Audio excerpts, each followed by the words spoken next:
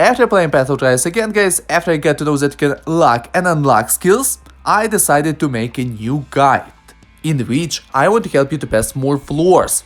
Or maybe not, maybe it's not really worth it. Maybe it's better to stay low to get top rewards in trial rankings.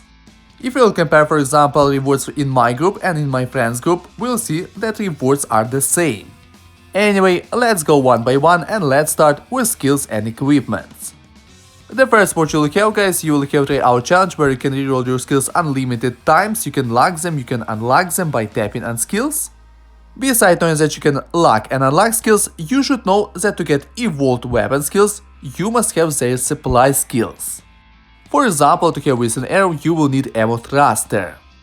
Okay guys, before we'll continue talking about skills, I want to talk about equipments because it's very important what you are using. Most players like me are using Kin with kunai or the Sword of Disorder.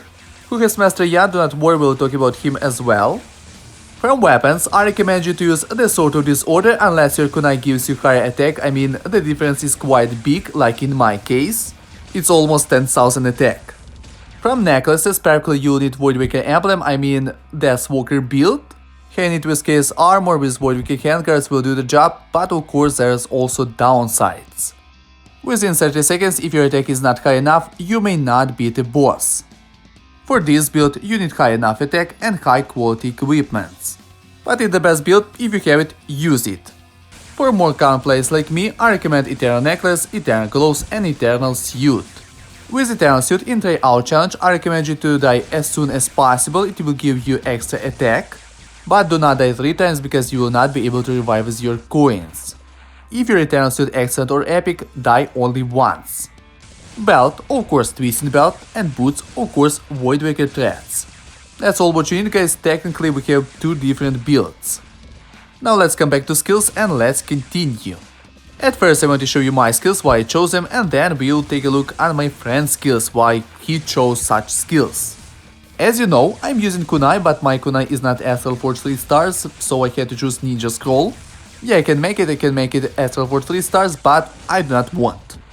Quantable is really good against bosses, only downside is that you have to choose Sport Shoes, but instead of Quantable you can make Shark mode and choose more useful skill, Fuel. Fuel is needed when you need to stay far away from a boss, but if you don't need to stay far away from a boss, Fuel is not really needed. I didn't have that problem with the boss, so I didn't choose Fuel. My problem is that I'm not doing enough damage at floor 16. The next skill, of course, covers our Destroyer. Instead of RPG you can choose whatever you want because it's not doing a good damage. The last 2 skills are Supercell and Recent Arrow because they're good against bosses. I mean compared to other skills like Durian. From supply skills with skin, of course 6 Sense. If you're using Astral Forge Eternal Necklace, of course the second skill must be Power Bullet to have it 6 stars. If you have Astral Forge 3 stars kunai, choose Fuel, not Ninja Scroll. Energy Cube is really good with Destroyer and Quantum Ball. Ammo Thruster is needed to make Recent Arrow and also good with Quantum Ball. And to make that Quantum Ball, I chose Sport Shoes. With my attack and these skills I managed to beat floor 15. Floor 16 is a dead point for me because I'm not doing enough damage to beat the boss.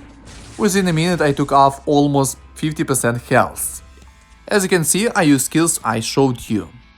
Now let's take a look at my friend's skills and why he used them.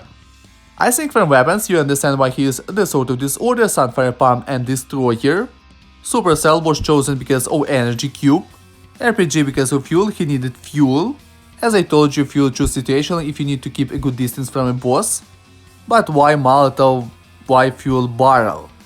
The thing is that he has legend take part for it.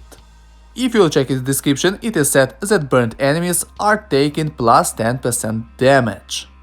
So guys, if you have legend take part for Molotov, use it. Unless, go with Whistling Arrow. Or Quantable because Ammo Thruster is not a really good combination with the Sword of Disorder.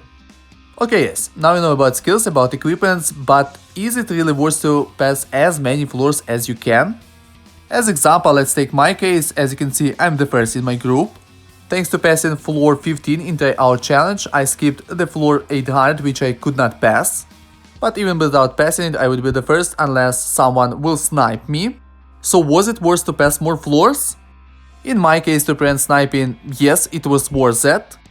As you understand guys, it's the best what can do 810 floors. But if I would have a player in my group that can do more floors, I would not be able to beat him. What I want to say, it's better not to pass as many floors as you can in tryout challenge. As a result, you'll be able to snipe someone and beat top 1. Okay guys, I hope this video will help you to beat more floors, of course if you want. Do not forget to subscribe my channel, and would be great if you will like this video, because it helps me to make a better content for you.